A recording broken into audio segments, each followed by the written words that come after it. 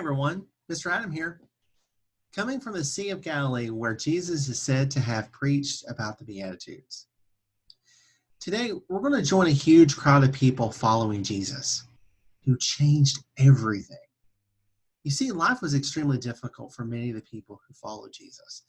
A small group of wealthy people, people with lots of money and land and honor, controlled almost everything. Money and land were some of the most powerful things a person could have in Jesus' time. Another important thing was honor. And to have honor meant to have people's respect and to belong. This same small group of people made decisions in their government which helped them get more money and more land and more honor. And those decisions also made life harder and poorer for others by taking their money and their land and their honor away from them.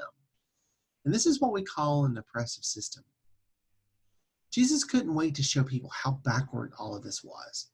And so Jesus began to help them by healing people from all kinds of sickness and telling them about God's kingdom. You can think of a kingdom as a way the world works or how it's set up, generally under a king in a castle. After healing so many people's hurts and pains, Jesus cared for them in another way. He brought them up a mountain and sat down to teach them, bringing healing to their hearts, into their souls, into their minds. So we need to join Jesus on that mountain. And mountains had a special meaning in Jesus' time. People believed mountains were holy places to connect with God, maybe because they reached so high up into the sky. There's lots of stories in the Bible about people having meaningful connection with God on a mountain. Can you think of any? I'll give you a hint. What about Moses and the Ten Commandments, or the prophet Elijah witnessing God's presence through silence and Jesus' transfiguration?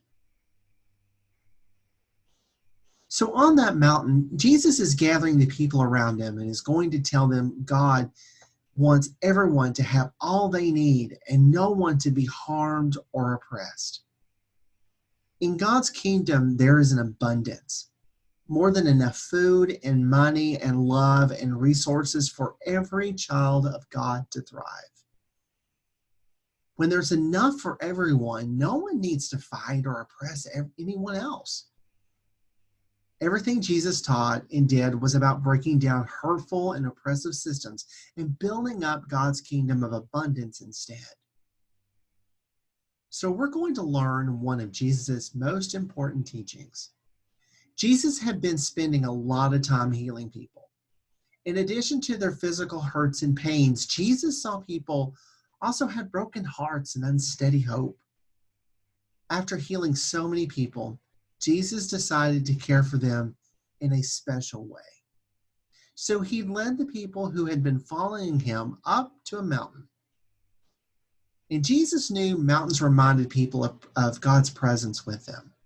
So he chose a mountain as a good place to give an important sermon.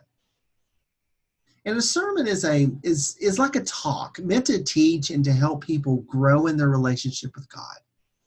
Just like Father Jeff and Father Paul or Deacon Teresa do on Sunday mornings. People were so committed to Jesus that they climbed the mountain to listen, like we're going to. So let's find a seat and settle our bodies and listen to the words of Jesus.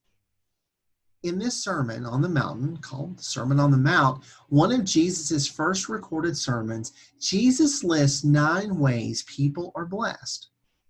And to be blessed meant to be happy or satisfied.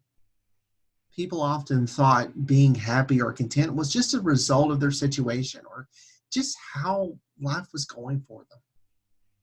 But as we know, Jesus likes to turn what we think we know upside down and show us a new way. So let's listen to Jesus' words together. When Jesus saw the crowds, he went up the mountain. And after he sat down, his disciples came to him.